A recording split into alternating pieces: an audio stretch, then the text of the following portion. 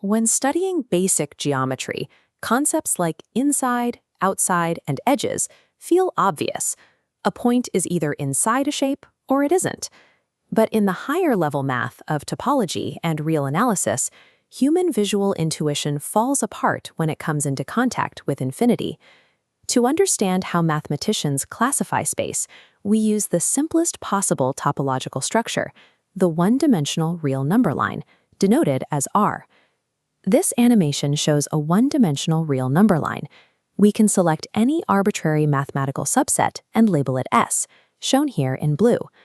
By definition, everything else remaining on the line becomes its complement, S complement, colored red. Visually, it is easy to point to the screen and say where a point belongs. Mathematically, visual observation is not a proof. We need an algebraic test to categorize space. That test relies on the core tool of real analysis, the delta neighborhood. We pick a specific point, X, and place a bracket around it. We define this neighborhood strictly as an arbitrarily small open interval surrounding our point. The bracket can shrink infinitely close to X, representing a decreasing value for delta, but it always remains centered on it. The topological identity of point X is determined entirely by what elements, or in our visual case, what colors, are trapped inside this shrinking lens. By evaluating how this single shrinking interval intersects with S and S complement, we construct a strict taxonomy that categorizes every single point in any mathematical space. This diagram illustrates a standard continuous subset for S, the open interval spanning from 0 to 1. Let's run our test on a point cleanly within the bulk of the set, such as 0.5. As the neighborhood lens tightens around 0.5, we observe the result. It captures only the blue space of subset S. No red is captured. This gives us our first strict definition. An interior point is any point where there exists a neighborhood entirely contained within the set S. Now we shift the lens outside the subset to test the point X equals 2. As the bracket shrinks around 2, it traps only the red elements of S complement. We can now define an exterior point, a point where there exists at least one neighborhood entirely contained within S complement. Mathematically, an exterior point of S is simply an interior point of the complement set. These classifications align with our basic logic. The neighborhood lens easily isolates a single continuous region of space. The assumption that a set is always a continuous block is incorrect. This diagram maps the discrete set of natural numbers. Subset S consists only of distinct integers, 1, 2, 3, and so on. The space between them belongs to the red complement.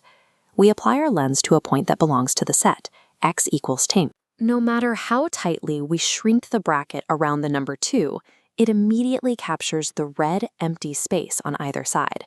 Because no neighborhood around any integer can consist purely of blue elements, the set of natural numbers contains exactly 0 interior points. We therefore define an isolated point, a point belonging to S where a neighborhood exists that captures absolutely no other elements of S except the exact point itself. This contrasts strictly with a limit point, which is a point where every possible neighborhood captures an infinite number of elements from the set. In fact, if you take an entire mathematical set and subtract all of its limit points, the only items remaining are isolated points. Altering the continuity of a set alters its topology. A discrete topology is constructed entirely of isolated points, completely devoid of any interior. Returning to a continuous space, we define a half-open interval. Here, S spans from 0 to 1. The 0 is a solid inclusive dot. The 1 is a hollow exclusive dot. We center the neighborhood test on the open exclusive edge at X equals 1. It does not matter how infinitesimally small the delta value becomes. The left side of the bracket always captures blue, and the right side always captures red. This behavior defines a frontier point, a point where every single possible neighborhood intersects both S and S complement. We now move the lens to the closed, inclusive edge at X equals 0. The result is exactly the same. The bracket shrinks, and it still captures both colors simultaneously. Therefore, X equals 0 and X equals 1 are both frontier points. Being a frontier point has nothing to do with whether the point is actually a member of the set.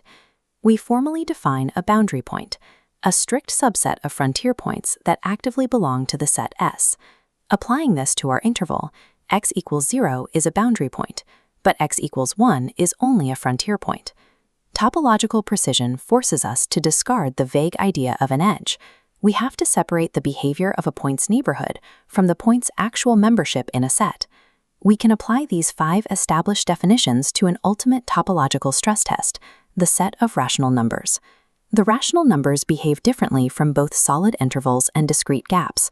The line shatters into an infinitely dense fractal cloud of points. This is the reality of a mathematically dense set. Between any 2 rational numbers, there is an irrational number, and between any 2 irrational numbers, there is a rational one. This diagram illustrates that density. If we drop our topological tool anywhere onto this alternating field of blue rationals and red irrationals, shrinking the bracket achieves nothing. Because of infinite density, any lens at any zoom level will forever contain a mix of both sets. Consequence 1.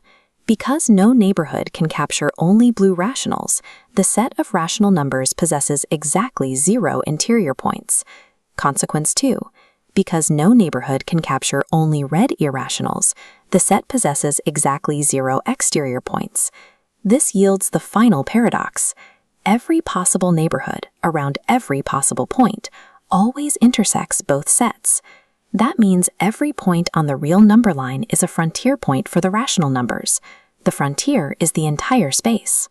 This table maps the completed taxonomy: interior, exterior, isolated, frontier, and boundary classifications all derive directly from the strict parameters of the neighborhood lens. When confronting infinity, human intuition fails. But by anchoring analysis to rigorous logic, mathematics perfectly categorizes a geometry we can never actually see.